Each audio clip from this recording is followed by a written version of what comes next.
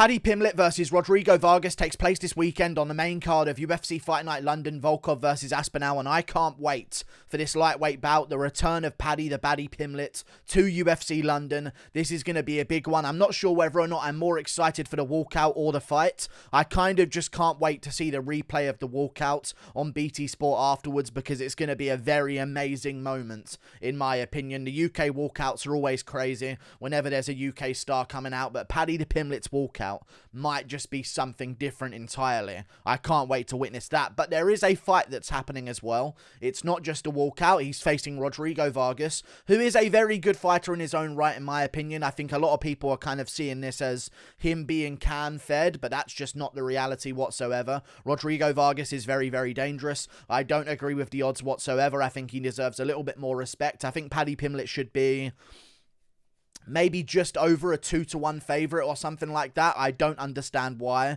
I believe they have him as a 4-1 favourite right now. They always do that whenever there's a star, because they just don't want people betting on them, because they know a lot of people are going to be putting value on Pimblett. They expect him to win, so they're just going to make it so that if you are going to put money on him and you're a massive fan, which a lot of fans are going to, they're not really going to make too much profit if he does win, which is expected here, even though Rodrigo Vargas is very dangerous. A lot of people are saying stuff like, now he's taking on a bum who's 1-2 in the UFC and this kind of stuff. Like, you haven't watched his fights then. Like, he had a very close fight with Alex da Silva where he was sort of controlled on the ground but still had his moments on the feet. It was a close, significant striking battle, but Alex da Silva won with control time on the ground, landed some decent shots there, and Alex da Silva's no joke. He had a decent fight with Brad Riddell in hindsight, who's a ranked lightweight contender right now, so I think that Rodrigo Vargas could come with a little bit of a surprise factor in the first round. I do believe he's going to land some big shots on Paddy Pimblett, but that happens in a lot of Paddy Pimblett fights, so I do believe that Pimblett's eventually going to brace himself.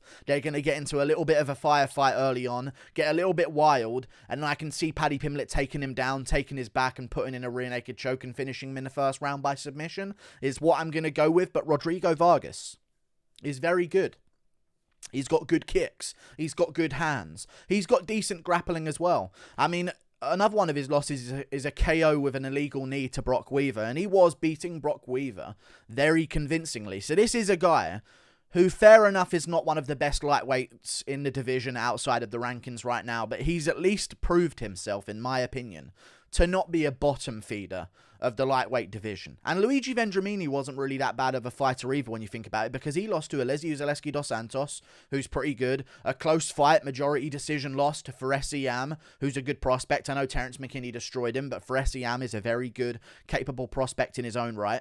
So I feel like Luigi Vendramini got a bit of disrespect, but these are tough opponents that are going to bring it in these fights with Paddy Pimblett.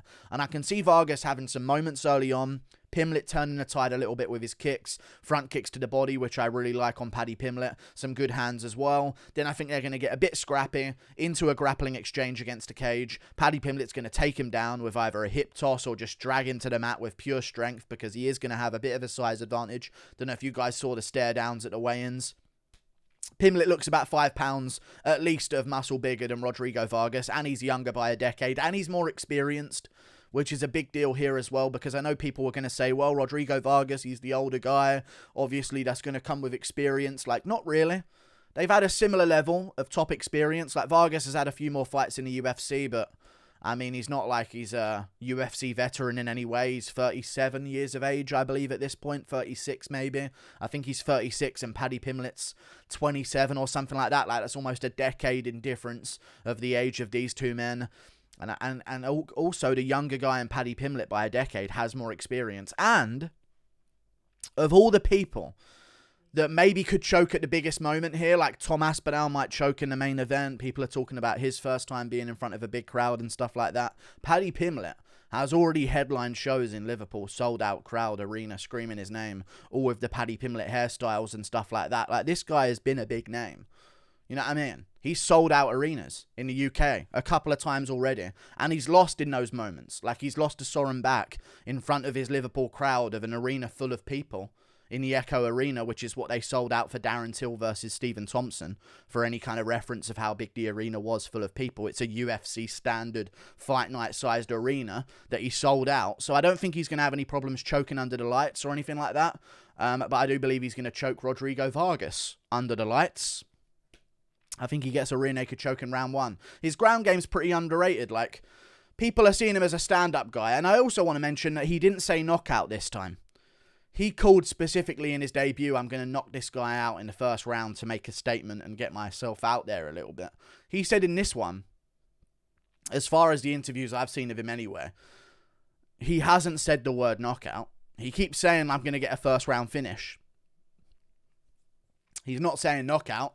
First time he specifically said, I'm going to knock this guy out in the first round, put him out cold of my hands, and then get on the mic and become the big pay-per-view draw that I know I am, and all this stuff that he was saying.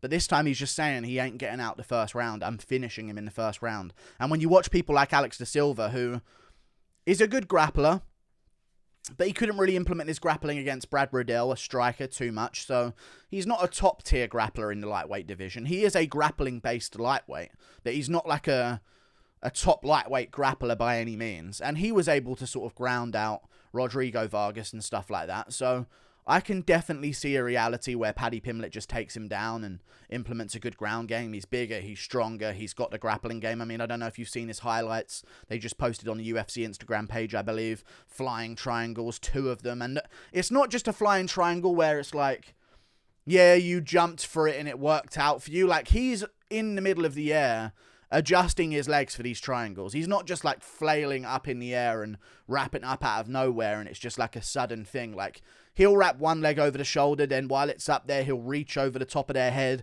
to get his other leg in position. Like, there's some really good grappling going on. And even against Soren Bak, he had a broken hand. He couldn't squeeze on the rear naked. You can see it was hurting him. Soren Bak is a very, very good fighter. He went 5 rounds with him. Didn't get TKO'd there or anything like that. Like, he can go 5 rounds. Even with a broken hand in that fight, he almost choked out Soren Bak in the first round, and that would have been a really good win if he could have gotten that, but it was an in-rear naked choke, he just couldn't squeeze, so Soren Bak was just sort of like, it was under-in, it was an in-rear naked choke, but Soren Bak was just like, not too hard of a squeeze here, I think I'm going to be fine. Whereas maybe usually Paddy Pimblett would have been able to cinch up that choke a little bit better, but he's also had good experience. The Julian Erosa fight was very, very close, but it was still Julian Erosa, who I believe was 17-3 at the time. Like, Paddy Pimblett's fought some decent recorded guys outside the UFC, and he's had a lot of experience, so I think he's going to carry that into the cage this weekend and get it done. Plus, Rodrigo Vargas, a little bit older, I believe won't have been in the cage for about 11 months or something like that. I do believe. I'm not too sure. I think it'll be 11 months. April of last year, I want to say, he fought Rongju. And even that fight against Rongju, he got taken down in that fight as well. And Rongju had some control time in that fight and had some success with his grappling. And I just think Pimblett's above these guys in terms of grappling. He's got a very good grappling game. And he's shown to have that, at least on the regional scene against good competition. So I think he's going to be a step up in grappling. And that's going to be the difference here. Plus, he's the A side, which is another big deal, because in terms of walkouts, Rodrigo Vargas is going to be in enemy territory, 37 years of age, hasn't fought in 11 months, has been out-grappled in the past to a loss, and knows that he's taken on a guy who can grapple, okay?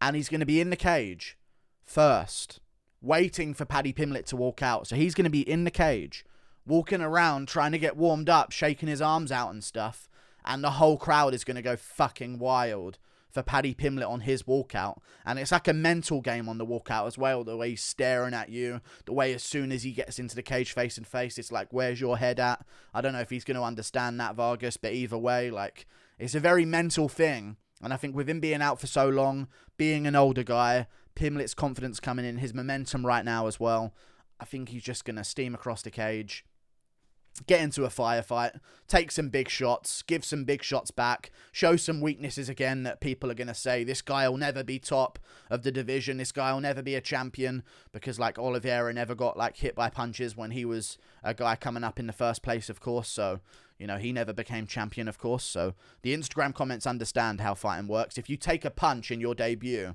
you can't become a champ. It's just how it is, guys. But he does have to watch his chin, because even in the highlights, actually, I'll side with them now. I just disrespected them a bit for shitting on Paddy Pimblett. I'm going to side with them, because I just watched the highlights, and even in there, he's getting rocked by punches. Like, it's a highlight reel of Paddy Pimblett, and still he's getting clipped by big shots. But to be fair, he's got a fucking giant head, and he's got a good chin. So I reckon he'll be able to take it. Grappling will be the difference here, though. First round rear naked. I think they get into a firefight.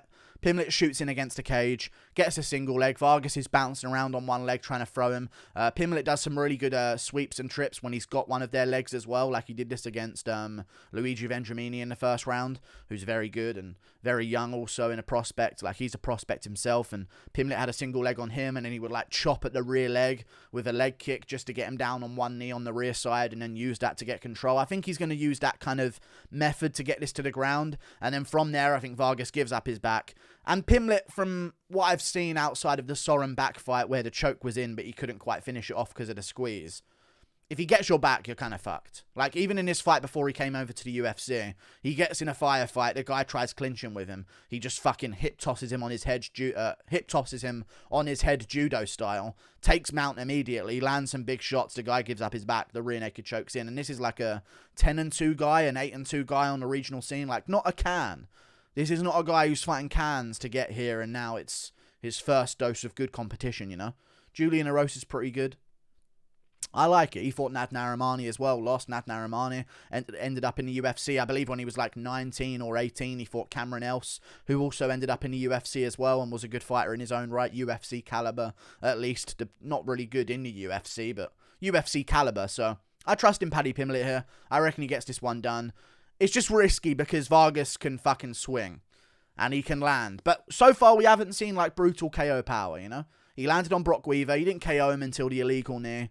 He was winning the fight, though, but it's not like he was fucking KOing him outside of that. Like, I think they were in a grappling exchange, and Vargas was, like, taking him down at one point. Weaver was getting back up, and he just fucking blasted him in the face with a knee really badly that put him out cold. But it's not like he's KOing people consistently. He's got power, but I don't think it's power enough to say this is a huge factor in this bout, because Pimblett's got one-punch KO power as well, so it's going to be interesting. My prediction, though, for the outcome, Pimblett gets his hand raised, first round rear naked choke, and people say he got hit too many times, his chin's still up in the air, and he'll never be a world champion. And that'll be the takeaway from this fight. But it'll still be fun every time to watch him, so I'm rooting for him because we need stars right now. Adesanya's last pay-per-view numbers did not get revealed. Covington versus Masvidal's pay-per-view numbers did not get revealed. And Ngannou, the heavyweight fucking champion that's supposed to be this massive draw, sold 200,000 pay-per-view buys on his last card. We really need a star. Stop rooting against Paddy Pimblett and Sean O'Malley. The sport kind of desperately needs them right now. I don't know why people want these people to lose. I get it, they might be annoying. Please, bear with it. They're annoying accents, or however they are that you find annoying. Please just allow them to exist, because if McGregor loses his comeback, we're never seeing a million pay-per-view buys ever again in this sport. So, just a heads up. Looking forward to it, though. And if he wins, and Ilia Topuria wins, it's a no-brainer. And in my opinion, that can be on the main card of a pay-per-view as well. So let's bring that in. If McGregor's fighting in August against Masvidal, feature fight on the card, Paddy Pimblett versus Ilia Topuria. Co-main event, Sean O'Malley versus Pedro Munoz. Something along those lines. I know O'Malley doesn't want to fight on the McGregor card, so maybe Conor McGregor versus Jorge Masvidal in August. Co-main event, Taito Ivasa versus Stipe Miocic. Feature fight, Paddy Pimblett versus Ilia Topuria. Tom Aspinall, if he wins, versus another big heavyweight name, Cyril Gane on the card. And let's just build these massive names that we can potentially have. Maybe Darren Till on the card for his comeback. That'd be fun. Let's do that shit. Like and subscribe. Thank you for watching. Pimblett first round rear naked choke. Click that button up there. I'll see you later. Goodbye.